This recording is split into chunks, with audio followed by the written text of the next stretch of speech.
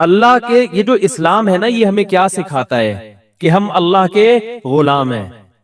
اسلام نے کچھ احکام ہمیں ایسے بھی دے دیے کہ ان احکام میں ہماری آزمائش ہے کہ یہ مجھے اپنا بندہ یہ اپنے آپ کو میرا بندہ سمجھتے ہیں یا نہیں سمجھتے۔ بندے کی اور غلام کی ڈیفینیشن یہ ہے کہ جب اسے آرڈر دیا جائے تو اس کے پاس کیوں کا آپشن بولو نہیں ہونا چاہیے، ہوتا ہی نہیں ہے۔ یہ امتحان ہے۔ بنی اسرائیل کو اللہ نے ہفتے کے دن مچھلی کے شکار سے منع کیا۔ کوئی ریزن بنتی ہے اس کی؟ بھئی ہفتے کو کیا ہو جائے گا؟ کیا ہفتے کو مچھلی کھانے سے یا شکار کرنے سے مچھلی کی نسل پہ کوئی گروتھ ریشو پہ کوئی فرق پڑنے والا ہے بھئی؟ وہ تو جتنا اتوار کو پڑے گا اتنا ہی ہفتے کو پڑے گا۔ یا ہفتے کے دن ڈاکٹرز کہتے ہیں کہ مچھلی کھانے سے کوئی وائٹامن ڈی کی کمی پوری ہونے کے بجائے اور زیادہ کمی واقع ہو جاتی ہے، ہفتے میں کچھ ایسی صورت سے شعاعیں نکلتی ہیں، ہے بھائی؟ اللہ نے منع کر دیا، بنی اسرائیل کو کہا ہفتے کے دن آپ کو مچھلی کھانے کی اجازت نہیں ہے، اور آتی ہفتے کے دن ہی زیادہ تھی۔ تو اسلام یہ بتانا چاہتا ہے کہ میرے بندے بن کے بنو، یہ زمین تمہارے باپ کی نہیں ہے۔ بس یہ کانسیپٹ ہمارے دل میں ڈالا جا رہا ہے، سمجھ رہے ہو؟ یہ زمین تمہارے باپ کی نہیں ہے، میں نے بنایا ہے، جیسا کہوں گا ویسے انسان کے بچوں کی طرح چلنا پڑے، ختم ہو گئی بات۔ ہمارے ہاں ہر چیز میں ایکچولی وہ یوں تھا، تو ایکچولی وہ ایک صاحب قربانی کے بارے میں پوچھنے لگے، قربانی کے بارے میں، یہ ابھی قربانی آنے والی ہے نا، تو اس میں بھی یہی اعتراضات، یار اتنا پیسہ غریبوں کو کھلا دیا جاتا ہے بھائی، ایک ایک گھر میں 2-2 لاکھ 1.5 لاکھ 1 لاکھ کی قربانی ہو رہی ہے، ایک جانور کٹتا ہے نا، اور اس کا گوشت 3-4 دن میں کباب بنا کے کھا پی کے ختم۔ اتنا پیسہ اگر ہم IMF کو دے دیتے تو ہمارا اتنا قرضہ ادا ہو جاتا۔ اتنا پیسہ اگر ہم جہیز کے لیے جمع کر لیتے، لاکھوں بچیوں کی شادیوں کا انتظام، بولتے کیوں نہیں بھائی، ہو جاتا۔ اتنا پیسہ اگر ہم ڈیم کے لیے جمع کرتے، ڈیم نے تو پھر بھی، یہ غلط ہو گئی مثال، واپس لے رہا ہوں واپس۔ اور کیا ہو سکتا ہے؟ بس یہ 2 ہی چیزیں ہو سکتی ہیں۔ بہرحال بہت کچھ ہو سکتا تھا نا۔ اتنا پیسہ ہم اپنے بچوں کی پڑھائیوں پہ لگا دیتے تو بچے، ہمارے ملک سے جہالت کا خاتمہ ہو جاتا۔ اتنا پیسہ یوں کر دیتے تو یوں ہو جاتا، یوں کر دیتے۔ اور اگر چلو گوشت ہی میں خرچ کرنا تھا، بھئی علماء کہتے ہیں نا غریبوں کو گوشت کھانے کو مل رہا ہے، تو اتنا پیسہ گوشت خرید کے اسٹاک کر دیتے اور پھر پورے سال آرام سے تقسیم ہوتے۔ یعنی گورنمنٹ یہ اعلان کرتی بھائی قربانی کی مد میں سب اتنے پیسے جمع کرائیں، 50,000 ہم کرا دیتے، 1 لاکھ رفیع بھائی کرا دیتے، 1.5 لاکھ فلاں کرا دیتا، اور یہ کرا کے گورنمنٹ یا کوئی کمیٹی بن جاتی جو کہتی اب ہم ایک دن میں نہیں بلکہ پورے سال میں ڈیوائیڈ کر کے جانور ذبح کر کے غریبوں میں بانٹتے رہیں گے، اس سے غریبوں کو فائدہ زیادہ ہوتا۔ بھئی 3 دن میں ہی آپ نے لاکھوں کروڑوں جانور کاٹ دیے، اس میں تو ضائع بھی بہت ہوتا ہے نا۔ ارے اس کو اسٹور کر کے، بھئی یہ گائے مفتی صاحب کی ہے، یہ گائے فلاں کی ہے، یہ گائے فلاں کی ہے، اب یہ بس اللہ کے نام پہ ہو گئی ہے، اب بوقت ضرورت بقدر ضرورت جب ضرورت ہوگی یہ گائے کٹتی رہے گی، راشن بٹتا رہے گا غریبوں میں۔ یہ 3 دن کے اندر ہی کیوں؟ 3 دن کے اندر اتنا جانور جب آپ کاٹتے ہیں تو فائدے کے بجائے نقصان بولو نا زیادہ ہوتا ہے۔ معاشی لحاظ سے جانور کے گوشت کی قیمت بہت زیادہ اوپر چڑھتی ہے، جو ظاہری کیلکولیشن بتاتی ہے، حقیقت تو اللہ ہی جانتا ہے۔ ارے مجھے ایک بات بتاؤ نا یار، یہ بات کی سمجھانا کوئی مشکل کام ہے؟ دیکھو آپ کے پاس 3 لاکھ روپے پڑے ہوئے ہیں یا 2 لاکھ روپے پڑے ہوئے ہیں، ماہرین معیشت کیا کہتے ہیں؟ وہ 2 لاکھ ایک دن میں خرچ کر لو یا پورے سال ڈیوائیڈ کر کے خرچ کرو، زیادہ بہتر کون سا کیا عمل ہے؟ پورے سال ڈیوائیڈ کرو، ایسا ہی ہے نا؟ تو آپ کے پاس اتنے جانور کروڑوں گائے بیل بکرے دمبے موجود ہیں، تو ماہر معیشت کہیں گے کہ 3 دن کے اندر کاٹ کے ان کے کباب بنا کے کھا جانا اس سے بہتر ہے کہ ان کو پورے سال میں ڈیوائیڈ کر دو۔ کچھ محرم میں کٹیں گے، کچھ سفر میں کٹیں گے، کچھ ربیع الاول میں کٹیں گے، اس سے گوشت کی قیمت بھی کیا رہے گی؟ ہمارے کنٹرول میں رہے گی، وافر مقدار میں غریبوں کو گوشت بھی ملتا رہے گا۔ عقل تو یہی کہتی ہے، اسی وجہ سے یہ لبرلز لوگوں کو بڑے اعتراضات ہوتے ہیں، یار یہ کون سی قربانی ہے یار، یہ کیا ہے یار، یہ کون سا طریقہ ہے یار، جانور لاؤ کاٹو، جہاں پہ کسائی لے گئے نکال کے، اور کھال جو ہے نا وہ فلان لے گئے، اور پھر وہ کھایا پیا 3 دن ہلا گلا۔ کچھ لوگ اسٹور کر لیتے ہیں لیکن وہ بھی اپنے لیے کرتے ہیں، غریبوں کے لیے تھوڑی کرتے ہیں۔ محرم میں حلیم پکا دیا اس سے، بس اس کے بعد نہیں چلتا وہ۔ تو یہ کیا ہو رہا ہے؟ دوسری بات، گوشت خرید کے اگر وہ سستا پڑتا ہے، جانور خرید کے کاٹ کے کھایا جائے تو وہ اور زیادہ مہنگا پڑتا ہے۔ تو یہ کروڑوں روپے کا سرمایہ اس طرح بھی ہلاک ہو رہا ہے۔ ارے یہی بکرا آپ عام دنوں میں خریدو آدھی قیمت پہ ملے گا، بلکہ گوشت خریدو تو اور سستا ملے گا، اور گوشت بھی اپنی مرضی کا ملے گا۔ جو سری پائے کے عادی نہیں ہے وہ سری پائے نہ خریدے، لیکن یہی آپ بقرعید والے دن خریدو تو ڈبل قیمت پہ۔ کیا خیال ہے بھائی؟ اور اگر کاٹنا ہی تھا تو جو لنگڑے لولے جانور ہیں ان کو کاٹ دو، گوشت تو سب میں ایک ہی جیسا نکلتا ہے نا۔ ارے کسی کا جانور لنگڑا ہے، اندھا ہے، کانا ہے، کنکٹا ہے، وہ تو ویسے ہی گوشت پہ تھوڑی کوئی اثر پڑتا ہے۔ جانور اندھا ہو، گوشت تھوڑی اندھا ہے۔ لیکن شریعت نے کیا کہا؟ معذور جانور کی قربانی بولو بھائی نہیں ہے۔ یہ تو ایک اور اعتراض ہمارے لیے کھڑا کر دیا۔ تو اتنے سارے اعتراضات قربانی پہ ہوتے ہیں، ان سب کا ایک ہی جواب ایک حدیث میں موجود ہے۔ صحابی نے پوچھا یا رسول اللہ یہ قربانی کیا ہے؟ آپ نے فرمایا سنت ابیکم ابراہیم، تمہارے باپ ابراہیم کی سنت، بس اور کوئی لاجک نہیں ہے۔ جب اللہ نے ابراہیم علیہ السلام کو حکم دیا بیٹے کو ذبح کرو تو اس کی کوئی لاجک سمجھ میں آتی ہے؟ ابھی تو گائے کاٹنے کا کہا جا رہا ہے، بیٹا کاٹنا تک کا تو کوئی تک بنتا ہے ہی نہیں۔ بھائی بیٹے کو کاٹنے کا حکم دیا جائے، یہ کسی لبرل کو آپ سمجھا سکتے ہو اس کی حکمت ہے؟ بھائی اقوام متحدہ کو قائل کر سکتے ہو کہ بیٹا کاٹنا بھی اس کی کوئی تک بنتا ہے؟ اس کا وہ مانیں گے؟ ہے بھائی کسی کو بھی بٹھا کے سمجھاؤ یار فلاں کو اللہ نے حکم دیا بیٹا کاٹو، تو آپ فوراً کہو گے یار ہو سکتا ہے وہ بیٹا چور ہو، معاذ اللہ، یا وہ بیٹا اتنا بڑا مجرم ہو کہ اس نے کئی لوگ کاٹ چکا ہو، تو اب باپ کو کہا جا رہا ہے اس بیٹے کو کاٹو تاکہ مزید لوگ نہ کٹیں۔ ڈاکو ہو، چور ہو، ہے نہ بھائی وہ بیٹا بھی کون ہے؟ اسماعیل پیغمبر کا بیٹا، اور جس کے بارے میں بشارت دی گئی تھی کہ بطور انعام کے دیا جا رہا ہے آپ کو، آپ کی قربانیوں کا صلہ ہے یہ بیٹا، بطور گفٹ، جس کے اچھا ہونے میں دو رائے نہیں ہو سکتی۔ ایسے بیٹے کے بارے میں حکم دیا جا رہا ہے ابا کو کہ اس بیٹے کو کیا کر دو؟ ذبح کر دو۔ آپ کہہ سکتے ہیں ہو سکتا ہے بچے کا امتحان لیا جا رہا ہو کہ یہ بچہ کتنے پانی میں، کاٹنے کا اصل حکم نہ ہو بلکہ اللہ دیکھنا چاہ رہے ہو کہ بچہ آگے سے رسپانس کیا کرتا ہے۔ تو بچے نے جواب کیا دیا تھا؟ یا ابت افعل ما تؤمر، اے ابا جو کہا گیا ہے عمل کر لیں۔ تو بچہ ایگزام میں کامیاب ہو گیا، اب اللہ کہتے ہیں بس نہیں کاٹیں، ہے بھائی؟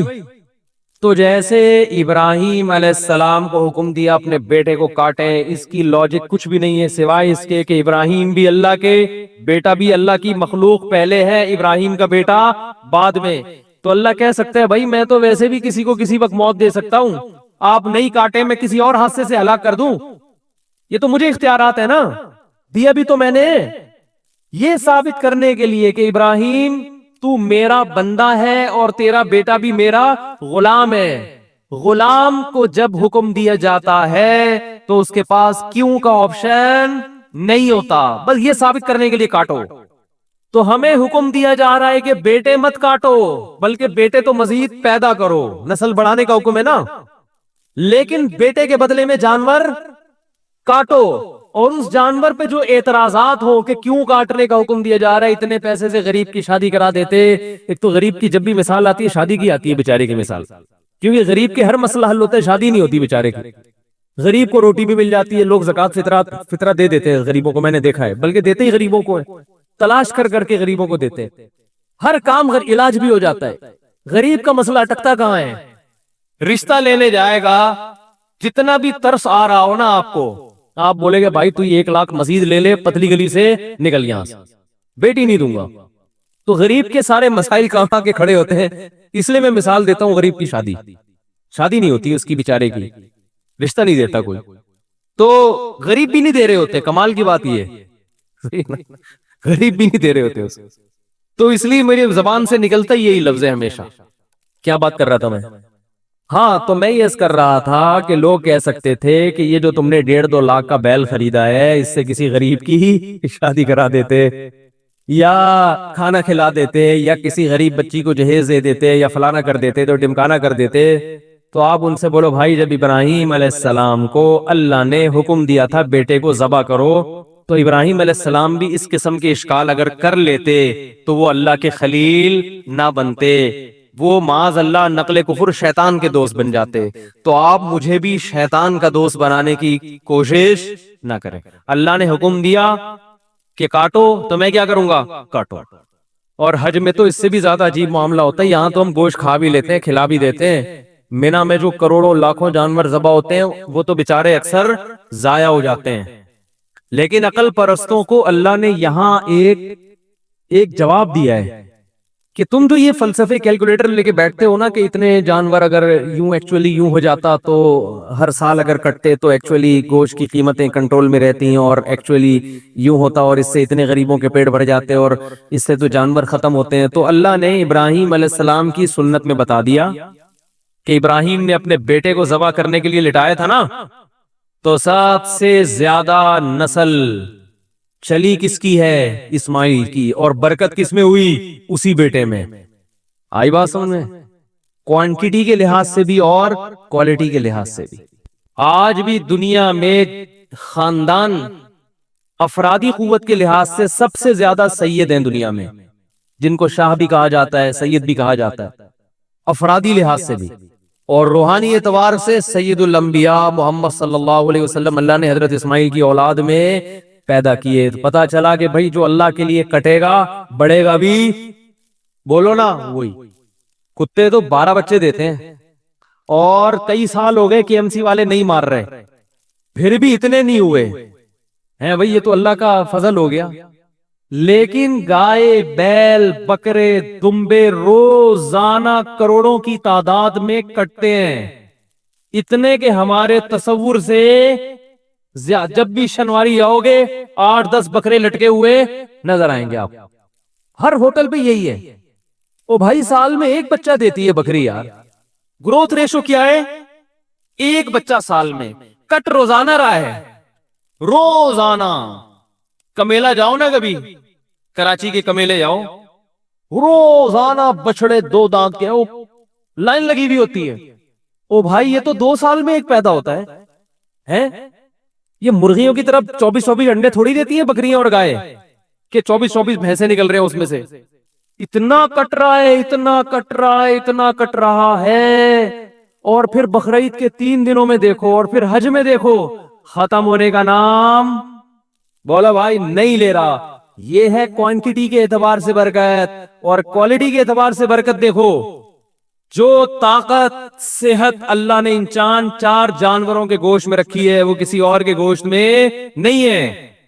مرغی کھانے سے طاقت, بول لو مرغی کچھ نہیں بگاڑ سکتی آپ کا. ان مرغیوں میں دم ہی ختم ہو گیا ہے. یہ آپ کو کیا, آپ ان کے خلاف جتنا بھی احتجاج کرو یہ کچھ نہیں کرے گی. بکرے کے خلاف بولنے سے پہلے سوچنا. روحانی برکت بھی ہے. میں اکثر ایک مثال دیتا ہوں نا, وہ ہم جب چھوٹے بچے تھے تو شعیب اختر تھا بہت فاسٹ بالر, تو اس کی بالنگ کا سنتے تھے. میں تو نہیں دیکھتا تھا اس وقت کی بھی, تو سنتے تھے بہت فاسٹ بالر ہے. تو اس دور میں انڈیا کے کسی شعیب اختر, کیا میں نے بولا, ایکٹر بولا, ایکٹر نہیں کھلاڑی. انڈیا کے اس دور میں کسی کھلاڑی کا انٹرویو آیا کہ پاکستان کے پاس اتنے فاسٹ بالر ہیں, آپ کے پاس کیوں نہیں ہے.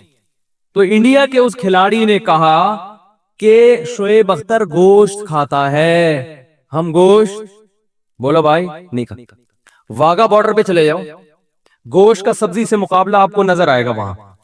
میں 2 دفعہ واگا بارڈر پہ گیا ہوں, بار بار دل چاہتا ہے, لیکن اب چونکہ ذرا مشہور ہو گئے تو ہر آدمی وہ پھر تصویریں لے کے ڈالنا شروع کر دیتے ہیں, اور ایک عجیب ہی. تو واگا بارڈر پہ آپ جائیں, ایک طرف گوشت نظر آئے گا, دوسری طرف بولو بھائی سبزی. آوازوں میں دم دیکھو, ایک کی دھاڑ جیسے شیر دھاڑ رہا ہے, قد ہے بھائی جیسے بیل, تو یہ برکت کس کی ہے؟ گوشت کا مقابلہ سبزی سے دیکھنا، سبزی سے کرنا ہے تو ابے نندن کی چائے دیکھ لو، ایک سبزی کھا کر اڑا تھا ہے بھائی ہوا میں، اور ایک بولتے کیوں نہیں یار اس میں تو کوئی کچھ نہیں، کوئی پابندی نہیں ہے یار، آپ تو گوشت کھاتے ہو نا۔ ایک نے سبزی کھائے تھے ٹماٹر، جس پہ پھر ہم پہ پابندی لگائے گی کہ ٹماٹر پہ پابندی لگا رہے ہیں ہم، لگا دو پابندی، گائے پہ پابندی نہ لگانا۔ انڈیا نے دھمکی دی تھی نا ہم تمہارے ٹماٹر بند کر دیں گے، تو ہمارے یہاں تو ٹومیٹو کیچپ میں ٹماٹر نہیں ڈلتا، ہمارے یہاں تو ٹومیٹو کیچپ میں نہیں ڈلتا ٹماٹر، وہ پتہ نہیں کیا ڈل رہا ہوتا ہے۔ تو ٹماٹر بند کرنے سے ہمارا کوئی نقصان نہیں ہے۔ انڈیا سے جو گائے آ رہی ہیں اور وہ بیل آ رہے ہیں نا جو ہندو نہیں کھاتے، یہ آپ بہت اچھا کرتے ہو، بہت اچھا، آپ گائے کو اپنی ماں سمجھو، گائے کی سیوا کرو، سجدہ کرو گائے کے سامنے، ہمیں کوئی اعتراض نہیں ہے، کیونکہ آپ کھاؤ گے تو ہمارے لیے کھانا مہنگا ہو جائے گا تھوڑا سا۔ تو اگر آپ یہ دھمکی دیتے کہ ہم پاکستان کو قربانی کی گائے بند کر دیں گے تو ہم پریشان ہوتے، بھائی ہمیں تو واگا بارڈر پہ آپ کے خلاف جو نعرے لگانے پڑتے ہیں وہ گائے کا گوشت کھائے بغیر ممکن نہیں ہے۔ ہمیں جو اڑتے ہوئے جہازوں کو کنٹرول کر کے زمین پہ لا کے پائلٹ کو چائے پلا کے واپس بھیجنے کا عمل ہے، یہ گائے کا گوشت کھائے بغیر ممکن نہیں ہے۔ گائے بند نہ کرو ہماری۔ اب مجھے ڈر ہے کہ وہ بھی گائے کھانا نہ شروع کر دیں یہ بیان سن کے، لیکن ان کو ٹائم لگے گا۔ آج اگر وہ ہندو گائے کھانا شروع بھی کرتے ہیں تو وہ تو ظاہر ہے ان کی جین میں شامل ہونے میں 5-6 صدیاں بھی گزریں گی، ہم تو ہزاروں سال سے کھا رہے ہیں بھائی، ابھی آپ کو گائے کھا کے بھی ہمارا مقابلہ کرنے میں 200-400 سال لگیں گے۔ یہ گائے، باقی آپ کہہ سکتے ہیں وہ گائے کھانے سے کولیسٹرول بڑھتا ہے، وہ اس لیے بڑھتا ہے کہ وہ پھر کام جہازوں والے نہیں ہو رہے نا، سارے تھوڑی ابے نندن کے مقابلے میں ہوا میں یا واگا بارڈر پہ پریڈ کر رہے ہیں، زیادہ تر تو گائے کھا رہے ہیں اور کمپیوٹر کے آگے بیٹھ کے بس یہ انگلیوں کی جو مسل ہے نا ان کی ایکسرسائز ہو رہی ہے، اس کے لیے گائے کھانے کی ضرورت بولو بھائی نہیں۔ آفس میں بیٹھے ہوئے ٹش پش تو اس سے کیا ہوگا؟ تو پھر وہ ظاہر ہے پھر تو پھٹو گے گائے، پھر یہ گائے کی توہین ہے۔ یہ جو گائے کا گوشت کھانے سے کولیسٹرول بڑھتا ہے یہ گائے کے گوشت کی توہین کی وجہ سے بڑھتا ہے۔ کیا آپ نے بڑا گوشت کھایا، کام بڑے نہیں، کام چھوٹے چھوٹے، مرغیوں فارمی مرغی جیسے کام کر رہے ہیں آپ، اس لیے کولیسٹرول بڑھتا ہے، ہارٹ اٹیک ہوتا ہے۔ بڑا گوشت وہ کھائے جو کام کیا کرے، بڑے کرے، جو فضاؤں میں جہازوں پہ قبضہ کرے، پائلٹوں کو آسمانوں سے نیچے اتارے، اور پی آئی اے کے جہاز لے جا کے، اللہ کی پناہ یار یہ بھی ہمارے یہاں ہو رہا ہے، اس میں گائے کا قصور نہیں ہے، یہ پی آئی اے والوں کا ذاتی قصور ہے۔ بہرحال کیا بات چل رہی تھی، کہاں سے کہاں نکل گئی؟ تو قربانی پہ بات چل رہی تھی۔ دیکھو ابے نندن کی چائے کا جب بھی قصہ آتا ہے نا مجھے ایک بات بہت اچھی لگتی ہے، میں دوبارہ ریپیٹ کروں گا اس کو، کہ ایک آدمی کو ہوا سے اتارا، چائے پلائی، نہلایا دھلایا، اچھے کپڑے پہنائے اور عزت کے ساتھ واپس دے۔ بہت زبردست کام ہو گیا ہمارے لیے۔ اب اس پہ میں بات کروں گا تو پھر بات بہت لمبی ہو جائے گی۔ قربانی سے متعلق چند باتیں آپ کے سامنے پیش کرنی ہیں۔ اللہ تعالیٰ صحیح طرح سے کہنے، سننے، سمجھنے اور عمل کی توفیق عطا فرمائے۔ میرا گلا ہی پتہ نہیں کیا ہو گیا ہے، رمضان کے بعد سے بیٹھا ہوا ہی ہے مسلسل۔ میری جو اوریجنل آواز ہے بہت اچھی ہے، لیکن بہت عرصہ ہو گیا میں نے خود نہیں سنی، مسلسل گلا بیٹھا رہتا ہے۔ 2-3 مہینے آرام ملے گا گلے کو تو پھر اس قابل ہوگا کہ وہ کچھ آواز سیٹ ہو جائے۔ دیکھو بھائی، جب کسی حکم کی حکمتیں سامنے ہوتی ہیں، کسی آرڈر کی حکمت سامنے ہوتی ہے تو اس آرڈر پہ عمل کرنا آسان ہوتا ہے۔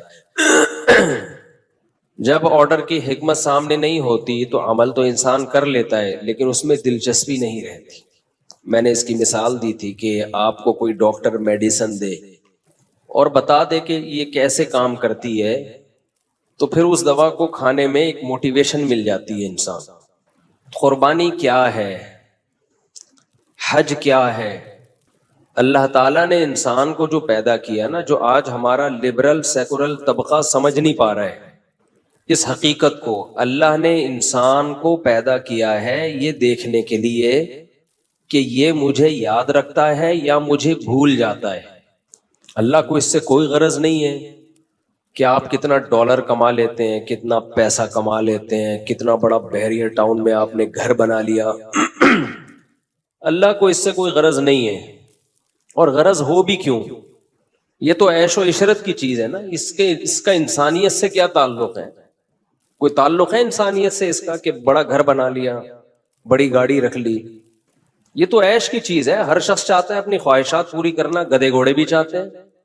آپ نے قربانی کی گائے لائے ہیں نا, اس کی مرضی کا چارہ رکھیں گے تو شوق سے کھائے گی, نہیں رکھیں گے تو یوں یوں منہ ہلائے گی. بھائی جس کو بھی اللہ نے روح دی ہے وہ چاہتا ہے کہ اس کو لذتیں حاصل ہوں. بس جتنا اللہ نے جس کو دماغ دیا ہے وہ اس حساب سے لذتوں کا متلاشی ہوتا ہے. گائے کی کھوپڑی اتنی ہے, وہ بس یہی جانتی ہے کہ ہرا کھانا ہے یا سوکھا کھانا ہے, اس سے زیادہ اس میں صلاحیت ہی نہیں دی. انسان کو تھوڑی زیادہ صلاحیت دی ہے تو وہ کباب بنا کے کھاتا ہے, کوفتے بنا کے کھاتا ہے. پھر لیونگ اسٹینڈرڈ اس نے بہت اچھا کر دیا. انڈا موڑ کا لیونگ اسٹینڈرڈ ایک الگ ہے, ڈیفنس کا تھوڑا سا اونچا ہے. جب زیادہ پیسہ آتا ہے آدمی کے پاس, امریکہ کا اور زیادہ اونچا ہے. وہاں بطخیں بھی نظر آ جائیں گی آپ کو جھیل میں تیرتی ہوئی. وہاں بطخوں کا لیونگ اسٹینڈرڈ بھی بہت اونچا ہے. وہاں جو بطخیں ڈکس ہیں نا, ان کا بھی لیونگ اسٹینڈرڈ بہت اونچا ہے. انہیں جو صاف پانی تیرنے کے لیے ملتا ہے وہ ہمیں پینے کے لیے نہیں ملتا. تو ہر نفس خواہشات کا متلاشی, ہر نفس یہ چاہتا ہے میری خواہشات پوری ہوں. تو یہ کوئی کمال نہیں ہے کہ آپ کے پاس گاڑی اچھی آ گئی, آپ کے پاس خوراک اچھی آ گئی, آپ کی ساری خواہشات پوری ہو رہی ہیں. اس کا انسانیت سے کوئی تعلق نہیں ہے. اور ہمارے ہاں مادہ پرست انسان نے انسانیت کو پہچاننے کا جو کرائیٹیریا, جو معیار رکھا ہے وہ یہی رکھا ہے کہ اگر کوئی ٹماٹر کی ریڑھی لگا کے بیٹھا ہوا ہے تو وہ انسان نہیں ہے. کوئی ایئر کنڈیشن روم میں کرسی پہ 3 پیس سوٹ ٹائی پہن کے بیٹھا ہوا ہے, عظیم انسان ہے. تو اس کا انسانیت سے تعلق بولو نہیں ہے, کچھ بھی نہیں ہے, بیکار کی بات ہے. تبھی شاعر نے ایک شعر کہا ہے نا, ارے یہ کیا ظلم کر رہا ہے کہ مرنے والوں پہ مر رہا ہے. یہ بھی تو مرنے والوں پہ ہی مرنا ہو گیا نا. جو آج سوٹ ٹائی سوٹ بوٹ میں بیٹھا ہوا ہے, کل مرے گا کہ نہیں مرے گا؟ لاشوں پہ کیڑوں نے کھانا ہے اس کو, ایسی کی تیسی ختم. ارے یہ کیا ظلم کر رہا ہے کہ مرنے والوں پہ مر رہا ہے, جو دم حسینوں کا بھر رہا ہے. حسینوں کا دم بھرنا کا مطلب یہ ہوتا ہے کہ جو بھی اٹریکٹیو چیز ہے نا اس کی طرف مائل ہو رہا ہے, اس کی تعریفیں کر رہا ہے, واہ ویل ڈن, شاندار. ایک حد تک تو یہ ٹھیک ہے, ایک حد تک ٹھیک ہے. کوئی بھی اچھی چیز انسان کو لگے شاندار ہی کہنا ہے اس میں. جیسے ہم نے امریکہ میں گھر دکھائے ویل ڈن, تبھی لوگوں نے تانا کیا, ادھر کہتے ہو مسافر خانہ, ادھر کہہ رہے ہو ویل ڈن. تو اس میں تطبیق دے رہا ہوں میں. اچھا لگنا برا نہیں ہے, ایک حد تک لمٹ, زیادہ فری نہیں کراؤ. جانا پھٹے پہ ہی ہے, چاہے امریکہ میں رہو, چاہے جاپان میں رہو, چاہے انڈا موڑ پہ رہو, چاہے پٹیل پاڑا پہ رہو. تو ارے یہ کیا ظلم کر رہا ہے کہ مرنے والوں پہ مر رہا ہے, جو دم حسینوں کا بھر رہا ہے, بلند ذوق نظر نہیں ہے. تیری نظر کا جو ذوق ہے نا, تیرا جو ٹیسٹ ہے نا, ٹیسٹ, اس کا معیار بہت کم ہے. یہ بالکل ایسے ہے جیسے کسی کو آپ کوئی ایسی خوراک کھلا دیں جس میں بالکل بھی ٹیسٹ نہ ہو, بالکل ٹیسٹ نہ ہو. جلے ہوئے پیاز پڑے ہوئے ہوں اور پرانے آئل میں بریانی پکائی ہوئی ہو کسی نے, اس میں جلے ہوئے پیاز اور دیگ کی کھرچن زیادہ اس میں, اور کسی کو دے دیں آپ, وہ نوالے بھر بھر کے کھا رہا ہو, کہہ رہا ہے یار ایسا ٹیسٹ آج تک میں نے نہیں دیکھا. لوگ کیا کہیں گے, تیرا جو ذوق ہے نا وہ بہت ہی خراب ہے. اس کو آپ بولیں گے یہ تو ہماری بلی شوق سے نہیں کھاتی جسے تو نوالے بھر بھر کے کھا رہا ہے, لگتا ہے تو نے کبھی دیگ کی بریانی دیکھی نہیں ہے. سمجھتے نہیں ہو میرا خیال ہے. تیرا جو نظر کا جو ٹیسٹ ہے نا وہ معیاری نہیں. خیر, تو اللہ چاہتے ہیں کہ یہ بندہ دنیا کو مسافر خانہ سمجھے اور اللہ نے اس کو پیدا کس کے لیے کیا؟ بولو، اپنے لیے. تو اللہ کی نظر میں کامیاب انسان وہ ہے جو اللہ کے حوالے کر دے اپنے آپ کو، جس کو عبودیت کہا جاتا ہے. عبد عربی میں غلام کو کہتے ہیں، عابد غلامی کرنے والا، اور عبودیت اس عمل کو، اپنے آپ کو خدا کے بولو سپرد کر دینا. تو قربانی کیا ہے؟ آج بہت سارے اعتراضات ہو رہے ہیں. قربانی اصل میں یہ فلسفہ سکھا دیتی ہے کہ اللہ کے حکم کے آگے ہتھیار ڈال دو. اسلام کے نا بہت سارے احکام ایسے ہیں جن میں اللہ صرف یہ دیکھ رہے ہیں عبودیت ہے یا نہیں ہے. غلام میرے قانون کو بلا دلیل فالو کرتا ہے کہ نہیں کرتا. یہ 3 طلاق کا بھی مسئلہ ایسا ہی ہے. بظاہر یہ اول نظر میں بہت عجیب سا لگتا ہے، یار دھڑ دھڑ دھڑ طلاقیں دی، بیوی حرام ہو گئی. لیکن آپ قرآن و سنت اٹھا کے دیکھو نا، اللہ جگہ جگہ کہتے ہیں اللہ کی لمٹ کو کراس مت کرو. جب آپ نے قبول ہے کہا تھا، ایک نامحرم عورت آپ کے لیے محرم بن گئی. کس کے کہنے سے؟ اللہ کے کہنے سے. ایک دفعہ آپ نے قبول ہے بولا، اب آپ نے 3 دفعہ 3 ٹائم ڈیورس کا لفظ زبان سے دے دیا.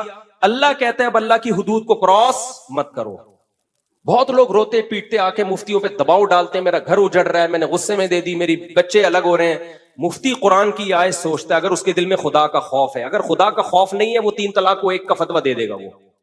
وہ بہت افلاطونیاں بکراتیاں دکھا دے گا. وہ آپ کے سامنے وہ پبلک کو خوش کرنے کے لیے کرے گا بہت سارے کام.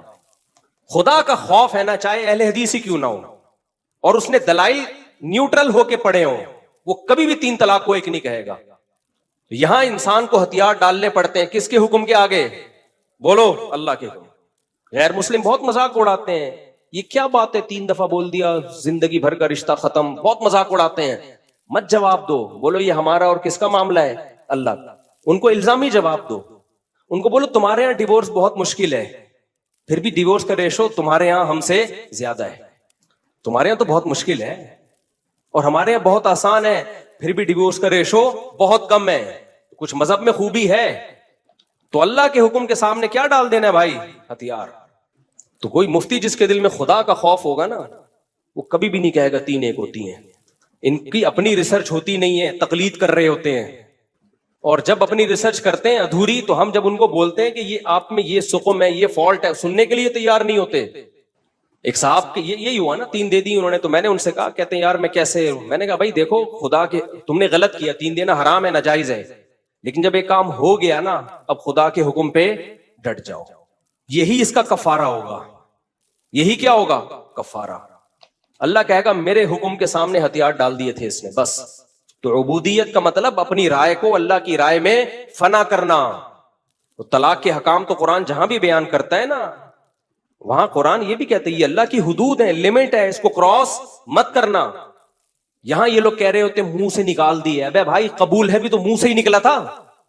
اسلام میں ڈاکومنٹیشن کے بغیر نکاح ہو جاتا ہے کہ نہیں ہو جاتا؟ ہو جاتا ہے. آج کل سیکولر لبرل طبقے میں نا، میں کیوں بار بار 3 طلاق پہ بولتا ہوں، سیکولر لبرل طبقے نے یہ بات بھی میڈیا پہ بہت اٹھائی ہے، سوشل میڈیا، فیس بک. یہ کیا ہے بھائی؟ منہ سے بولو طلاق، منہ سے بولو طلاق، ڈاکومنٹیشن ہونی چاہیے، کورٹ کا کام ہے. کورٹ کا کام نہیں ہے یہ. اللہ تعالیٰ نے یہ پرسنلی رکھا ہے. مرد کو یہ حق دیا ہے کہ وہ چھوڑ بھی سکتا ہے اور رکھ بھی سکتا ہے. ہاں، چھوڑنے کا طریقہ بتایا ہے کہ اس طریقے کو فالو نہیں کرو گے گناہگار ہوگے، لیکن ہو جائے گی. کتنے واضح حکام ہیں سورہ طلاق میں اور سورہ بقرہ میں. اٹھا کے ایسے ہی حضرت عمر کی طرف ایک نسبت کر دی کہ انہوں نے 3 طلاق کو 3 قرار دیا ہے. یعنی اس کا مطلب اللہ کے حلال کو حرام کر دیا حضرت عمر نے، اور پوری امت خاموش رہی. اتنا بڑا جرم کیسے حضرت عمر کر سکتے ہیں؟ تو آج کل سیکولر لبرل طبقہ یہ طلاق ثلاث کا 3 ٹائم ڈیورس کا مسئلہ بہت اچھال رہے ہیں. یورپ امریکہ میں بہت اچھلا ہوا ہے یہ، اور وہ بڑے بڑے نئے نئے فالتو قسم کے اسکالر آ رہے ہیں، ایکچولی کر کے ایکچولی دیکھیں اس پہ اجماع نہیں ہے، ایکچولی دیکھیں. بھائی قرآن و حدیث سے بات کرو بیٹھ کے سیدھے سے. وہ دیکھیں فلاں مفتی نے بھی لکھا. بھائی سارے مفتی بھی لکھ دیں بیٹھ کے. ایک چیز قرآن حدیث صحابہ نے 2 اور 2 4 کی طرح واضح کر دی ہے. اب کسی مفتی کی رائے کا کوئی اعتبار نہیں ہے، چاہے دیوبندی مفتی نہیں لکھا ہو. لوگ ہمیں بتا رہے ہیں آپ کے فلاں اکابر نے بھی لکھا ہے. بھائی غلط لکھا ہے ہمارے اکابر نے. اگر کسی نے لکھا ہے تو پہلے سے ہی بول دیا ہم نے. کتنے صحابہ کے فتوے اس بارے میں واضح بھائی. اور جب صحابہ کے دور میں اکٹھی 3 طلاقیں لے کے لوگ آتے تھے نا، تو بھی روتے ہوئے آتے تھے.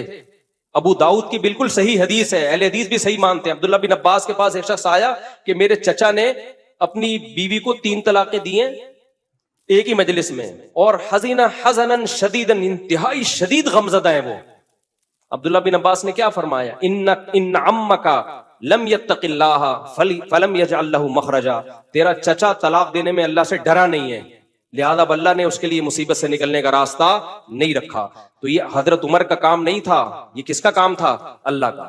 3 طلاقیں دینے کے بعد اللہ نے آپ کے لیے مصیبت سے نکلنے کا راستہ بند کر دیا ہے۔ تو اس کا حل یہ نہیں ہے کہ اللہ کے قانون کو چینج کرو، اس کا حل یہ کہ نکاح سے پہلے مرد کو بتا دیا جائے اپنی زبان کو کنٹرول کرو۔ اگر اسلام کا نظام غلط ہوتا نا تو صدیوں سے کامیابی سے چلانا آ رہا ہوتا، مسلمانوں کا سارا فیملی سسٹم برباد ہو چکا ہوتا۔ اور اس میں ایک حکمت ہے کہ جس آدمی میں برداشت نہیں ہے نا، اللہ اس کا گھر بسانا ہی نہیں چاہتے ہیں۔ جو زبان پہ کنٹرول نہ کر سکے وہ باقی چیزوں میں کہاں کنٹرول کرے گا؟ گھر بسانا اس شخص کا کام ہے جس کی کنٹرولنگ پاور ہو۔ سب سے پہلے زبان پہ کنٹرول ہوتا ہے۔ تو یہ احکام کہلاتے ہیں عبودیت، کہ آپ اللہ کے غلام ہو تو حکم سمجھ میں آئے نہ آئے آپ نے کیا کرنا ہے؟ بولو، فالو کرنا ہے، مان لینا ہے، جیسے اللہ نے بول دیا بس۔ تو اسی طرح اللہ نے حج بھی دیا، اسی طرح قربانی بھی دی۔ وہ قربانی میں کیا ہے؟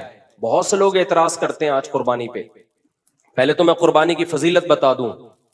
رسول اللہ صلی اللہ علیہ وسلم نے فرمایا کہ بقرعید کے دن ما عمل ابن آدم احب الی اللہ یوم النحر من احراق الدم او کما قال صلی اللہ علیہ وسلم، اللہ تعالیٰ کو ایام نحر میں، نحر کہتے ہیں قربانی، نحر کے ایام میں جانور کا خون بہانے سے زیادہ کوئی عمل محبوب نہیں ہے۔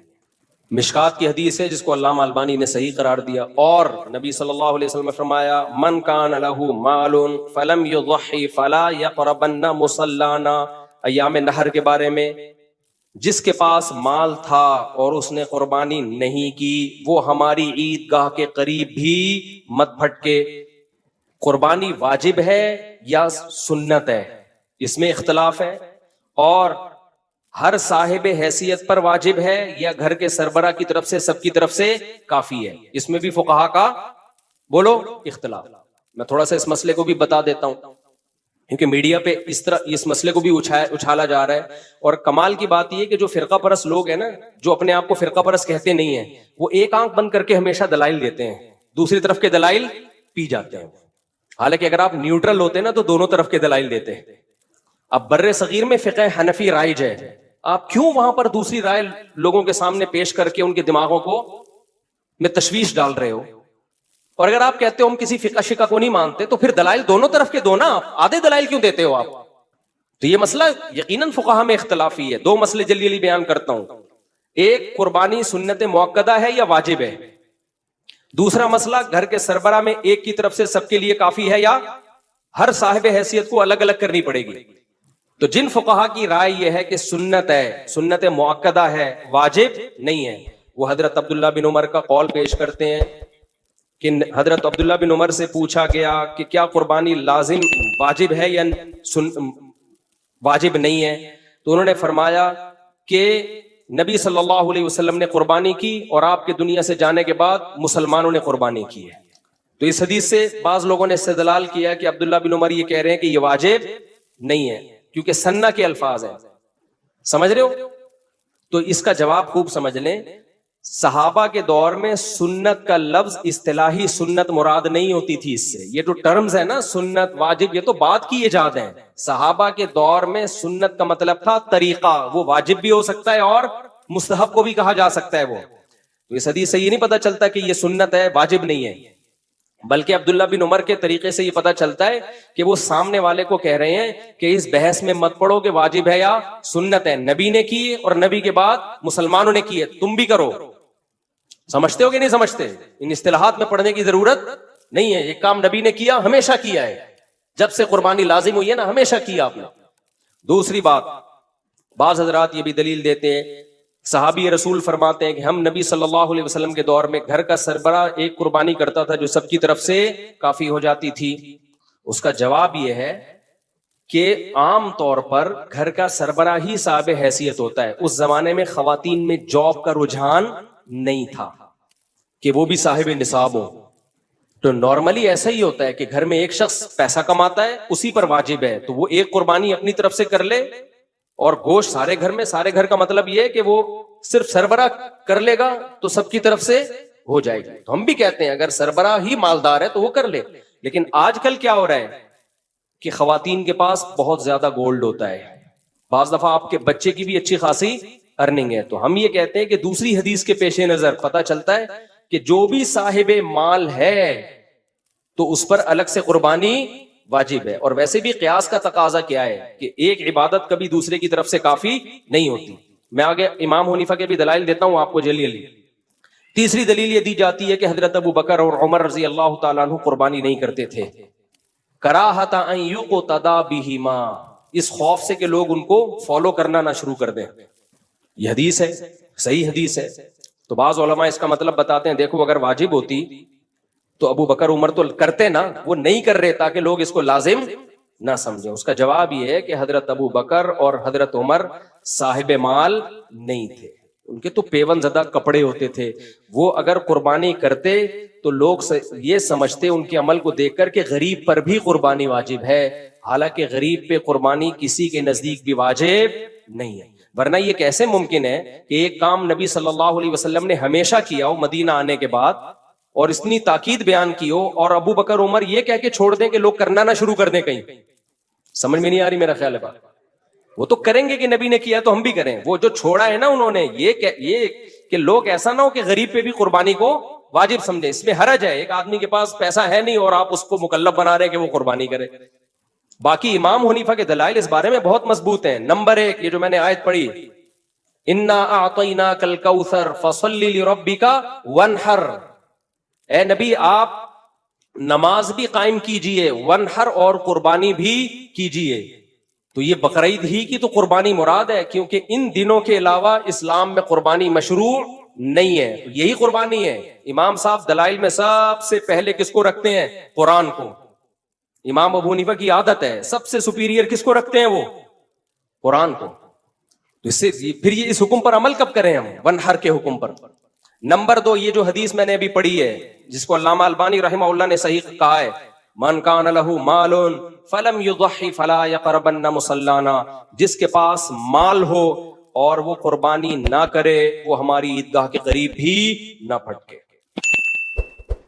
تو اس سے پتہ چلتا ہے جو بھی صاحب مال ہے, اس میں مرد اور عورت کا فرق نہیں رکھا, گھر کے سربراہ اور ماتحتوں کا فرق نہیں ہے. ٹھیک ہے دوسری طرف بھی دلائل ہے, لیکن یہ بھی تو ہے نا. یہ آج کل کے اسکالر یہ کیا کہ ایک آنکھ بند کر کے دلائل پیش کر رہے ہوتے ہیں, دوسرے کو پی رہے ہوتے ہیں. تو جس ملک میں جو فقہ رائج ہے, جس کی طبیعت میں فساد نہیں ہوگا نا, وہ اسی فقہ کے حساب سے مسئلے بتائے گا. جس کی طبیعت میں 1.5 اینٹ کی الگ مسجد ہے وہ لوگوں کو کنفیوژن میں ڈالے گا. کتنے لوگوں کے فون آ رہے ہیں, فلاں کہہ رہے ہیں لازم نہیں ہے, فلاں کہہ رہے ہیں ایک سب کی طرف سے کافی ہے, فلاں یہ کہہ رہے ہیں. بھائی ہمارے ایک دوست ہیں اہل حدیث, وہ اس طرح کی کمپین چلا رہے ہیں, اچھے سمجھدار ہیں. میں نے ان کو میسج بھیجا, میں نے کہا جب آپ کو پتہ ہے یہاں سب فقہ حنفی کو فالو کرتے ہیں اور اس میں بھی دلائل ہیں, تو آپ کیوں لوگوں کو ایک 1.5 اینٹ کی ایک الگ تبلیغ کر رہے ہو بیٹھ کے؟ کیوں کنفیوژن میں ڈال رہے ہو بھائی لوگوں کو؟ علماء کا وقت اس میں ضائع ہوگا. اب اس کے جواب, پھر اس کا جواب, پھر اس کا جواب. آپ اپنی ذات تک اس کو کیوں نہیں رکھ لیتے؟ تو من کان لہ مال فلم یضحی فلا یقربن مصلانا, تو یہ دوسری دلیل ہے قربانی کے لازم ہونے کی. تیسری دلیل, نبی صلی اللہ علیہ وسلم سے جب صحابہ نے پوچھا کہ یہ قربانی کیا ہے تو نبی نے کیا فرمایا؟ سنت ابیکم ابراہیم, تمہارے باپ ابراہیم کی سنت. سنت سے مراد طریقہ. تو بتاؤ ہم یہ کام کس کی سنت کو فالو کرنے کے لیے کر رہے ہیں؟ ابراہیم. تو ابراہیم علیہ السلام پر اپنے بیٹے کو ذبح کرنا سنت تھا یا واجب تھا؟ بولو نا. واجب تھا, لازمی حکم تھا. نہیں آئی بات. تو ان کی سنت میں جب ہم قربانی کریں گے تو لازمی طور پہ ہی کریں گے, آپشنل بولتے کیوں نہیں کریں گے. ہذا من المواہب, یہ علماء سمجھتے ہیں اس کا مطلب کیا ہے. ہذا من یہ جو پوائنٹ ہے نا, یہ من المواہب ہے. یہ آپ کی سمجھ میں نہیں آئے گا, علماء کو پتہ کیا کہہ رہا ہوں. تو ابراہیم علیہ السلام کا طریقہ بتایا ہے. تو ابراہیم علیہ السلام کے لیے آپشنل نہیں تھا. یا ابت افعل ما تؤمر, بچے نے کہا اے ابا اللہ کی طرف سے آپ کو جو آرڈر ہے آپ اس آرڈر پہ عمل کر لیں. اسماعیل علیہ السلام نے یہ نہیں کہا کہ یہ آپشنل ہے آپ کے لیے, بہتر ہے کہ آپ کر لیں, نہیں بھی کریں تو کوئی حرج نہیں ہے. یہ آپشنل نہیں تھا, ابراہیم علیہ السلام کے لیے کیا تھا؟ واجب تھا. تو تو اس کا آلٹرنیٹ میں جانور دیا گیا تو وہ بھی وجوبی طور پر ابراہیم علیہ السلام نے ذبح کیا ہے، لازم تھا ابراہیم علیہ السلام پہ. تو ہم ابراہیم علیہ السلام کی سنت میں یہ کام کر رہے ہیں. تو سنت میں اصل یہی ہے کہ اسی طور پر آپ نے اس کو فالو کرنا ہے. تو ہمارے لیے بھی کیا ہے، یہ واجب ہے. آپ امام ابو حنیفہ کو ہلکا مت سمجھو. امام ابو حنیفہ کے دلائل کی جب ڈیپتھ میں جاتا ہے نا انسان تو پتہ چلتا ہے کہ امام صاحب نے قرآن و حدیث پہ بہت ریسرچ کی ہے. ہر طرح کے دلائل اکٹھا کرنے کے بعد وہ فتویٰ دیتے تھے. ہم یہ نہیں کہہ رہے کہ وہ معصوم ہے، ان سے کوئی غلطی نہیں ہو سکتی. آج کل کے اسکالر سے غلطی کا امکان زیادہ ہے، ان لوگوں سے غلطی کا امکان کم ہے. پھر بھی مسئلہ اختلافی ہے، لیکن جب اختلافی ہے تو اختلافی تو سمجھو نا اس کو. آپ ایک طرف کے دلائل کیوں بیان کرتے ہو، دونوں طرف کے کیوں بیان نہیں کرتے آپ؟ تو نبی نے کیا فرمایا، تمہارے باپ ابراہیم کی بولو سنت ہے. ایک اور دلیل، ایک صحابی نے عید کی نماز سے پہلے جانور ذبح کر لیا تو آپ صلی اللہ علیہ وسلم نے کیا فرمایا کہ ان کو اضافی پیکج دیا گیا کہ تمہارے لیے تو ہو گئی، لیکن آج کے بعد کسی کے لیے عید کی نماز سے پہلے ذبح کر دیا تو وہ گوشت، وہ لحم الاضحیہ نہیں ہے، وہ قربانی کا گوشت نہیں ہے، وہ ایسے ہی جانور کا گوشت. تو یہ جو آپ صلی اللہ علیہ وسلم نصاب بتا رہے ہیں کہ عید کی نماز سے پہلے نہیں ہوگا اگر کر دی، تو یہ بھی وجوب کی طرف اشارہ ہے. کیونکہ اس طرح کی قید قیودات عام طور پر اس حکم میں لگتی ہیں جو واجب ہوتا ہے، ورنہ آپشنل ہوتا تو آپ کہہ رہے کوئی بات نہیں، تم نے اگر عید سے پہلے کر دیا ہے تو کوئی لازم تو ہے نہیں، اللہ قبول کرنے والا ہے، عید کے بعد کرنا ہو تو کر لینا، نہیں کرنا ہو تو نہیں کرنا. لیکن آپ نے کیا فرمایا، اصولی طور پر تم پہ دوسرا جانور لازم تھا، یعنی مطلب حدیث کا یہی ہوگا، لیکن تمہارے لیے اللہ نے اجازت دے دی ہے. سمجھتے ہو کہ نہیں سمجھتے؟ تو یہ تمام دلائل اس کی طرف اشارہ کرتے ہیں کہ قربانی ایک لازمی حکم ہے، کیونکہ ابراہیم علیہ السلام کی سنت کو ہم نے، پھر بھی اختلافی مسئلہ ہے میں مانتا ہوں، لیکن ایک فقہ کو فالو کرو میرے بھائی پراپر طریقے سے. تو ہم فقہ حنفی کو فالو کرتے ہیں. تو پھر یہ نہیں کہ جب آسانی نظر آئے تو ادھر کو لڑک گئے، اور جب مشکل نظر آئے، جب آسانی نظر آ رہی ہے تو ادھر کو لڑک گئے، مشکل نظر آ رہی ہے تو ادھر کو چلے گئے. یہ تو عبودیت کے خلاف ہے. اس کو کہتے ہیں ربقہ تکلیف، یعنی جو مکلف ہونا ہے نا، آپ نے وہ قلادہ ہی اپنے گلے سے اتار کے پھینک دیا. تو نبی صلی اللہ علیہ وسلم نے کیا فرمایا، آپ صلی اللہ علیہ وسلم نے فرمایا کہ اللہ تعالیٰ کو بقرعید کے دنوں میں جانور کا خون بہانے سے زیادہ کوئی عمل محبوب نہیں ہے. نمبر 2، پھر آپ نے یہ بھی فرمایا کہ یہ جانور اپنے خون اور کھر کے ساتھ ترازو میں، یعنی اس کا اجر تولا جائے گا. او کما قال صلی اللہ علیہ وسلم فقیبوا بها نفسکم، فرمایا خوش دلی سے کیا کرو قربانی. یہاں پر جو ہمارا ایک لبرل سیکولر طبقہ ہے نا، وہ ایک بہت آواز اٹھاتا ہے، اتنے پیسے کسی غریب کو دے دیے جاتے، ایک ہی دن میں کروڑوں اربوں کے مالیت کے جانور آپ کاٹ دیتے ہو، کتنا گوشت اس میں ضائع ہو جاتا ہے، جانوروں پہ ظلم ہے. یہ سب باتیں بہت کی جاتی ہیں. ان کے 2 جواب ہیں. ایک کہتے ہیں الزامی. الزامی کا مطلب ہوتا ہے کہ یہ دلیل جب آپ کے اگینسٹ جاتی ہے تو پھر آپ اس کو نہیں مانتے. اور ایک ہے تحقیقی. سمجھتے ہو؟ دیکھو تحقیقی جواب اس کا یہ ہے کہ صحابہ نے بھی نبی سے پوچھا تھا کہ یا رسول اللہ یہ قربانی کیا ہے؟ آپ نے فرمایا سنت ابیکم ابراہیم، تمہارے باپ ابراہیم کی سنت. ابراہیم علیہ السلام سے جب اللہ نے کہا تھا کہ بیٹے کو ذبح کرو، کوئی لاجک بنتی تھی اس کی؟ ہے بھائی، ابراہیم علیہ السلام اللہ سے کہتے تھے اے اللہ 7 سال کا بچہ میرا معصوم، اور تو نے میری قربانیوں کے صلے میں دیا تھا، اگر اسے قربان کرانا تھا پہلی بات دیا کیوں؟ نمبر 2، اس میں انسانیت کا کیا فائدہ ہے؟ نمبر 3، اتنے پیسے میں کسی غریب کو دے دوں، کسی غریب کی بچی کی شادی کرا دوں. کیا خیال ہے بھائی؟ اس زمانے میں غریبوں کی بچی کی شادیاں پیسوں سے نہیں ہوتی تھیں. جن علاقوں میں بھی 4 شادیوں کا رواج ہے نا، وہاں مردوں کی شادیوں پہ پیسہ خرچ ہوتا ہے، غریبوں کی بچیوں کی شادیوں پہ کبھی بھی پیسہ خرچ نہیں ہوتا. لیکن خیر میں ایک مثال کے طور پہ کہہ رہا ہوں، کیونکہ یہ جملہ بہت بولا جاتا ہے کہ اتنے پیسوں سے اے اللہ میں کسی غریب کی بچی کی بولو شادی کرا دیتا ہوں. یہ ساری لاجک ابراہیم علیہ السلام پیش کر سکتے تھے کہ نہیں کر سکتے تھے؟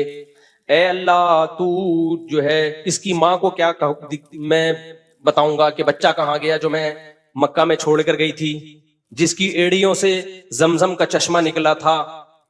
اے اللہ تو نے تو عورت پہ رحم کا حکم دیا ہے، وہ میری بیوی ہے، میرا خیال نہیں کرتا تو کم از کم اس کی ماں کا خیال کر لے. کتنی قربانیاں دے کے آئی تھی وہ یہاں پہ اس بچے کو لے کر تیری یاد میں.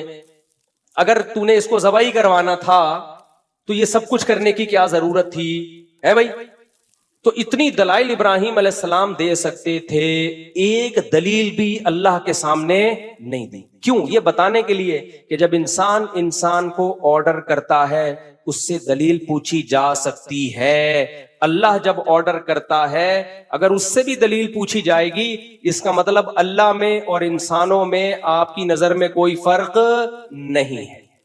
پھر آگے اسماعیل علیہ السلام سے جب ابراہیم علیہ السلام نے کہا کہ میں نے خواب دیکھا میں تجھے ذبح کر رہا ہوں, تو اسماعیل علیہ السلام نے بھی کوئی لاجک پیش نہیں کی. ابا آپ اللہ میاں سے دوبارہ خواب جب اس قسم کا آئے تو آپ پوچھئے گا, اے اللہ میں نے اپنے بیٹے سے یہ کہا تھا تو میرے بیٹے نے کہا میرا کیا قصور ہے بھائی, مجھے کیوں کاٹا جا رہا ہے, میں نے تو کسی پہ کبھی ظلم نہیں کیا. اور اگر ذبح ہی کروانا ہے تو باپ سے کیوں, کسی اجنبی سے کروا دیں. باپ کے لیے کتنا مشکل ہے بیٹے کے گلے پہ چھری پھیرنا. ایک دلیل بھی نہیں دی ابراہیم علیہ السلام. تو جو خدا کو خدا مانتا ہے, محمد صلی اللہ علیہ وسلم کو پیغمبر مانتا ہے, اس کے لیے قربانی کرنا, جانور کو حلال کرنے کے لیے کسی لاجک کی ضرورت بولو نہیں ہے. وہ لاجک پوچھے گا اپنے قربانی کے اجر کو ضائع کرے گا. ابراہیم علیہ السلام اگر لاجک پوچھتے تو خلیل اللہ تھوڑی بنتے.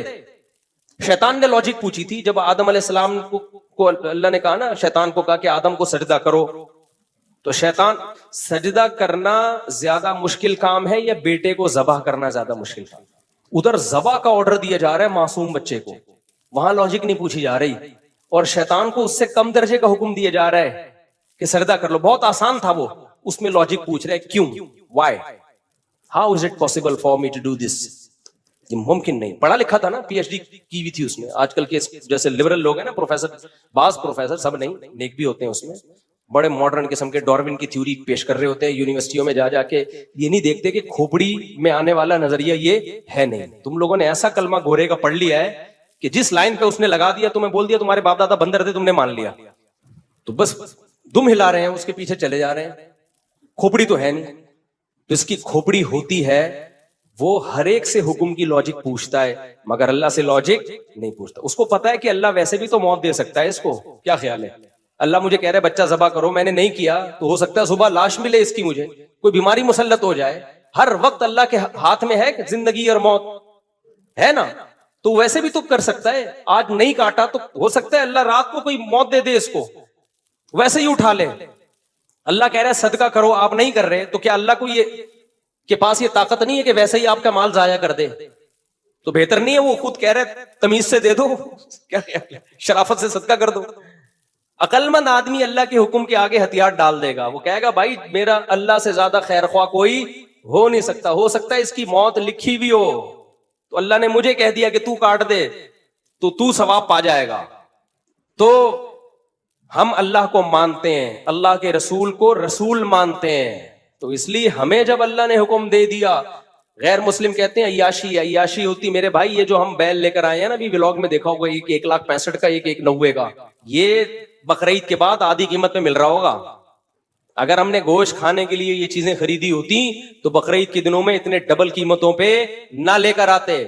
گلی میں دیکھو, محلے میں آ کے ہمارے مزہ خدا کی قسم کراچی میں قربانی کا, کیسے لوگ فیملیوں کے ساتھ گایوں کے ساتھ بیٹھے ہوئے پوری رات چائے پی رہے ہوتے ہیں.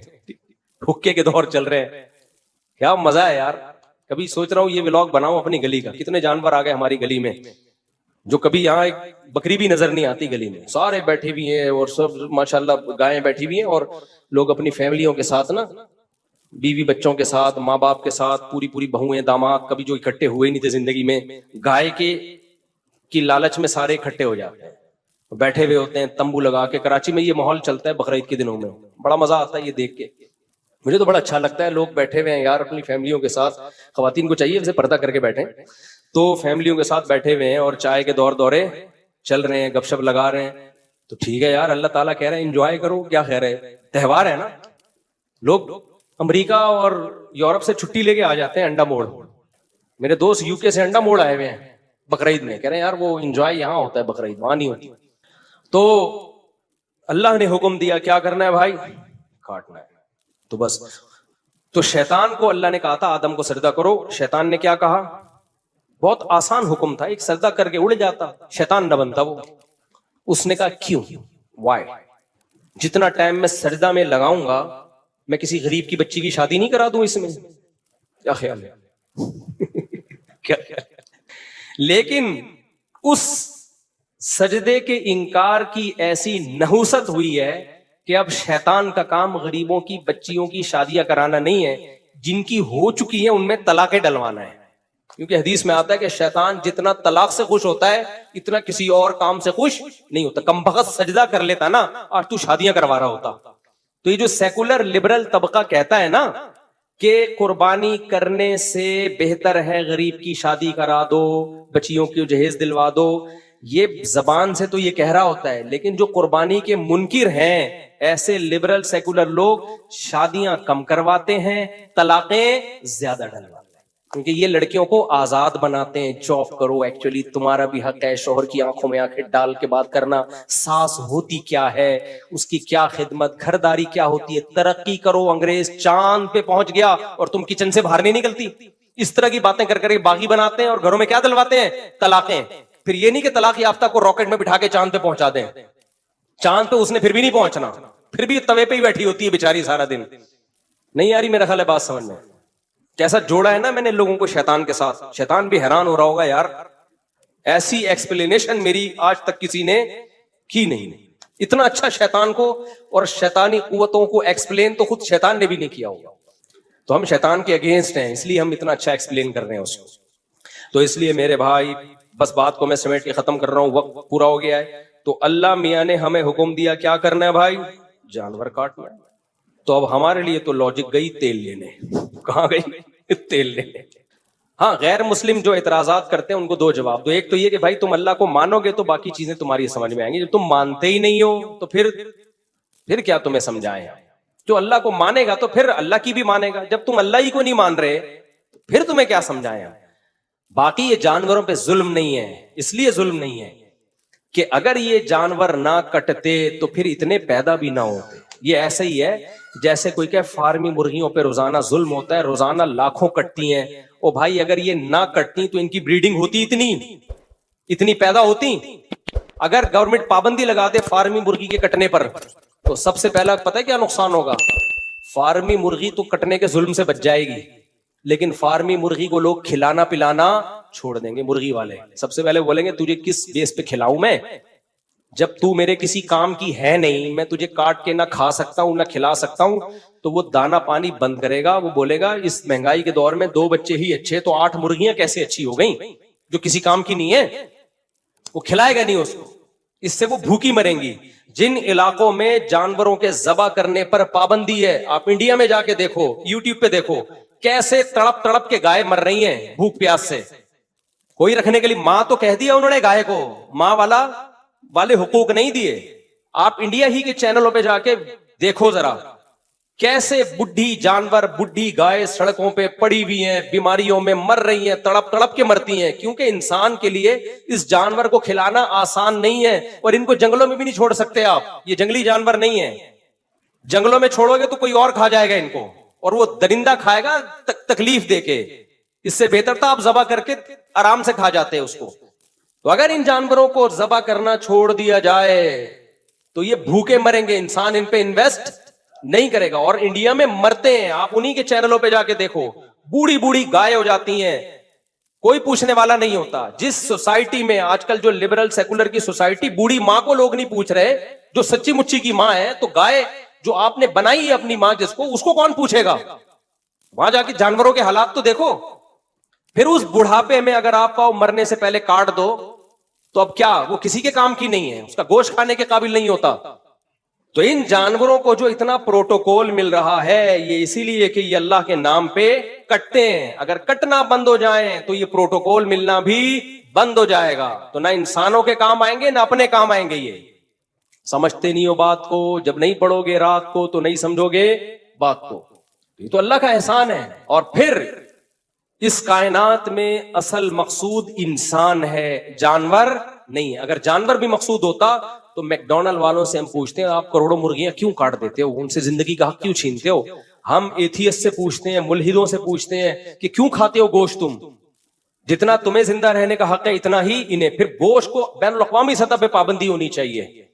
جب وہ نہیں ہے, پوری دنیا میں جانوروں کا گوشت کاٹ کے کھایا جاتا ہے اپنا پیٹ بھرنے کے لیے, تو اگر خدا کے حکم پہ کاٹ دیا تو یہ کیسے ظلم ہو گیا میرے بھائی؟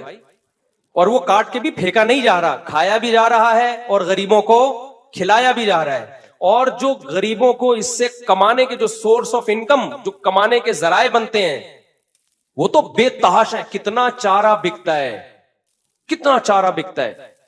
کسانوں کو فائدہ ہوتا ہے, چارے کے بزنس کرنے والوں کو فائدہ ہوتا ہے. پھر کتنے ہمارے ملک میں تو ویسے ہی بے روزگاری, اگر ہم قربانی پہ پابندی لگا دیں تو لاکھوں لوگ اور زیادہ بے روزگار ہو جائیں گے. تو جانور پہلے ہے یا انسان پہلے ہے؟ انسان پہلے ہے. کتنے لوگ جانوروں کو پالتے ہیں, اس میں جانوروں پر بھی احسان ہوتا ہے. اور پھر اس کے بعد کتنے لوگوں کو رزق ملتا ہے. یہ سوراب گوٹ کی جو منڈی لگتی ہے کراچی میں, لوگ کہتے ہیں ایشیا کی سب سے بڑی منڈی, مجھے تو لگتا ہے دنیا کی سب سے بڑی منڈی ہے, یہ ختم ہی نہیں ہوتی, آپ چلتے چلے جاؤ. تو کیا یہاں صرف جانور کھڑے ہوئے ہیں یا انسان بھی ہیں؟ یہ جانور جب خرید کے لوگ گھر لے کے جائیں گے تو آپ کا پیٹ بھی بھرے گا, گوشت کھانے کو ملے گا. جن غریبوں کو آپ ڈیوائڈ کرو گے ان کا پیٹ بھی بھرے گا. اور جنہوں نے جانور پال کے بیچا ہے وہ صرف اپنا پیٹ بھرنے کے نہیں بلکہ اپنے خاندان کے 100 افراد کا پورے سال پیٹ بھرنے کے قابل بنتے ہیں. وہ سمجھتے نہیں ہو بات کو. اور صرف مسلمانوں کو فائدہ نہیں ہوتا, غیر مسلموں کو دبا کے فائدہ ہوتا ہے. حج کے موقع پہ جو بھیڑ آتے ہیں کہاں سے آتے ہیں؟ آسٹریلیا سے. جتنا حاجی ذبح کرتا ہے فائدہ, بہت بڑا فائدہ اس سے آسٹریلیا اٹھاتا ہے, جو کس پہ خرچ کرتا ہے؟ اپنی پبلک پہ. تو پبلک مسلم تھوڑی ہے, وہ تو زیادہ تر غیر مسلم ہے. سمجھتا نہیں ہے بات کو. ایک وقت چونکہ پورا ہو گیا, بس ایک بات سنا کے بات ختم کرتا ہوں. آپ کو بتائیے جو اللہ نے جنگلوں میں جانور رکھے ہیں نا, ان کی نسل کنٹرول کرنے کے لیے درندے پیدا کیے ہیں جنگلوں میں. میں تنزانیہ میں تھا, وہاں مجھے شکار کا بڑا شوق ہے, ہر جگہ ہی ہے. تنزانیہ میں تو بہت ہرن ہے. تو انہوں نے کہا مفتی صاحب ایک فلاں موسم میں آپ آئیے گا, ہرن کا شکار الاؤ ہے, خوب کرو شکار. میں نے کہا کیوں بھائی, اس سے تو جنگل کی نسل ختم ہو جائے گی. انہوں نے کہا نہیں, ہوتا یہ کہ یہ ہرن کی نسل اتنی بڑھتی ہے کہ اس کو کھانے کے لیے اتنے شیر جنگل میں ہے نہیں, تو اس سے جو جنگل کی زندگی کے ختم ہو, کیونکہ گھاس ہی ساری ختم ہو جائے گی. سمجھتے ہو کہ نہیں سمجھتے؟ تو اللہ نے خود ایک نظام بنایا ہے. آسٹریلیا میں 10,000 اونٹ کو شوٹ کیا ہے وہاں کی گورنمنٹ نے. جب میرا سفر تھا 2019 میں آسٹریلیا گیا, پہلا سفر تھا جب میرا آسٹریلیا کا, تو اطلاع ملی کہ 10,000 اونٹ جنگلوں میں شوٹ کیے ہیں. کیوں؟ وہ جنگلوں کے درخت کو اور پانی کو پی پی کے ختم کر رہے تھے. یہ اتنی سپیڈ سے نسل بڑھتی ہے نا ان کی, کہ اگر ان کو ذبح کرنے کا حکم نہ ہوتا تو یہ جنگلوں کے جنگل کھا جاتے. ان کا پیٹ بھرنا آسان نہیں ہے. میں جب گائے لے کر آیا نا, میرے بچوں نے اتنے سے برتن میں گھاس رکھ دی. میں نے کہا بیٹا اس کا پیٹ, یہ ٹوٹل پیٹ ہے پورا, یہاں سے لے کے یہاں تک. انسانوں والا پیٹ ان کو اتنے, ہمارے تو اتنے سے میدے ہوتے ہیں, 2 پراٹھے کھا لیں گے زیادہ زیادہ, اس دن بیان ڈبل ہو جائے گا. ان کا 1-2 پراٹھا نہیں ہوتا, یہ اتنے بڑے بڑے تھوبڑے کھا جاتے ہیں یہ لوگ, اتنا بڑا پیٹ ہے. تو ان کا پیٹ انسان بھرتا ہے. تو اگر یہ بڑھتے ہی رہیں گے, تمہارا باپ بڑھے گا, استغفر اللہ, تمہارا یعنی تم کیسے بھرو گے ان کا پیٹ؟ وہ سمے آ جاتا ہوں, پھر میں باپ پہ آ جاتا ہوں. کوئی ہندو کہا کرے نا کہ قربانی تم لوگ ظلم کرتے ہو, بولے تیرا باپ بھرے گا اس کا پیٹ, کون بھرے گا ان کا پیٹ؟ اس کو تو ان کے پر احسان یہی ہے کہ کاٹ کے کھا جاؤ. اگر کھانے کے لیے نہیں ہے تو پیٹ بھی نہیں بھرے گا انسان ان کا. ماں سمجھا کے کتنی خدمت کر لو گے آپ؟ اگلے کو پتا تو ہے نا کہ یار اتنا تو اپنی سگی ماں پہ خرچ نہیں کر رہا ہوتا. روزانہ آپ کم سے کم, آج 2024 کا کون سی تاریخ ہے؟ آج 14 جون ہے نا. آج کی تاریخ میں ایک درمیانے درجے کا بچڑا کم سے کم 500 روپے کھا رہا ہے. اگر یہ کٹنے کے لیے نہ ہو نا, ذبح نہ ہو, تو پھر یہ پورا آپ کو کھا کے ختم کر لے گا, اس کا پیٹ نہیں بھرے گا, جائیدادیں بک جائیں گی. سمجھتے ہو؟ یہ اللہ کی رحمت ہے کہ ابراہیم کی سنت بھی زندہ ہو گئی اور گوشت بھی تازہ تازہ مل گیا اور انسانیت کی خدمت بھی ہو گئی, کروڑوں انسانوں کو روزگار بھی مل گیا. اور سب سے زیادہ انڈیا ایکسپورٹ کرتا ہے گائے کا گوشت. جو ہندو کہتا ہے نا گائے ہماری ماں ہے, سب سے زیادہ گائے کا گوشت کہاں سے ایکسپورٹ ہوتا ہے؟ انڈیا میں سب سے زیادہ گائے کٹتی ہے اور ایکسپورٹ ہوتا ہے گوشت. سمجھتے ہو؟ تو اس لیے اسلام دین فطرت ہے بھائی، اسلام جیسا کوئی مذہب نہیں ہے. تو اور پھر اس میں ایک حکمت اور بھی ہے، وقت پورا ہو گیا. اللہ انسانوں کو گوشت کھلانا بھی چاہتے ہیں تاکہ پتہ چلے کہ ہم ویجیٹیرین نہیں ہیں. قربانی میں ایک یہ بھی حکمت ہے کہ مسلمان ویجیٹیرین نہیں ہوتا، مسلمان گوشت خور ہوتا ہے. تبھی ہم جب 4 شادیوں کی بات کرتے ہیں، بہت سے ویجیٹیرین بولتے ہیں ان کو 4 شادیوں کے علاوہ آتا کیا ہے. ابے تو گوشت کھائے گا تو تجھے پتہ چلے گا کہ 4 شادیاں کیا ہوتی ہیں. یہ ٹماٹر کھانے سے یہ نظریہ سمجھ میں نہیں آتا. لطف میں تجھ سے کیا کہوں زاہد، ایک شرابی نے ایک بزرگ کو تانا دیا. وہ ہر وقت شراب کے خلاف بیان کرتے تھے، زاہد کہتے ہیں نا بزرگ، میں کہتے ہیں شراب کو. تو اس نے کہا لطف میں تجھ سے کیا کہوں زاہد، ہائے کم بخت تو نے پی ہی نہیں. وہ کہہ رہا تھا زاہد کو، بزرگ کو، ایک دفعہ پی کے دیکھ پھر اس کے خلاف بیان کر. تو شراب تو خیر حرام ہے، وہ کبھی بھی حلال نہیں ہوگی، لیکن کم بخت تو گوشت کھا تو صحیح. تو ویجیٹیرین ہے، تو کھیرے ککڑیاں کھا رہا ہے، تو نہیں آئے گا تمہاری سمجھ میں. تم گوشت کھاؤ، اور گائے کا گوشت، مچھلی وچھلی سے کچھ نہیں ہوتا.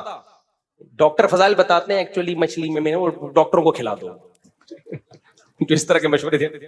ہمارے حضرت نا سیب کا چھلکا اتار کے کھاتے تھے. ایک ڈاکٹر نے کہا اصل منرلز تو چھلکے میں ہوتے ہیں. حضرت نے فرمایا پھر آپ نوش فرمائیں چھلکے. خالی منرل ہی تھوڑی چاہیے، اس کو ہضم بھی تو کرنا ہے نا بھائی، کیا خیال ہے، مزہ بھی تو لینا ہے. چھلکے کے ساتھ مشکل سے ہضم ہوتا ہے، بغیر چھلکے کے 2 منٹ میں غائب ہو جاتا ہے. تو خیر وہ ہوتے ہیں، میں ڈاکٹروں کا منکر نہیں ہوں. تو اب جو گوشت میں بیماریاں آ رہی ہیں نا، اس میں گوشت کا قصور نہیں ہے، ہمارے لائف اسٹائل کا قصور ہے.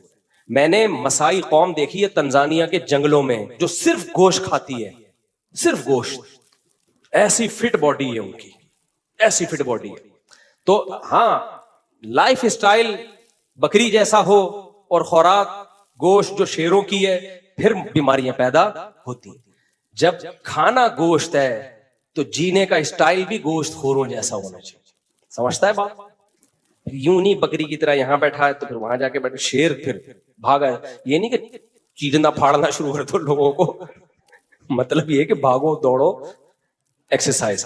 اللہ تعالیٰ عمل کی توفیق عطا فرمائے اور ہم سب کی قربانیوں کو اللہ قبول فرمائے.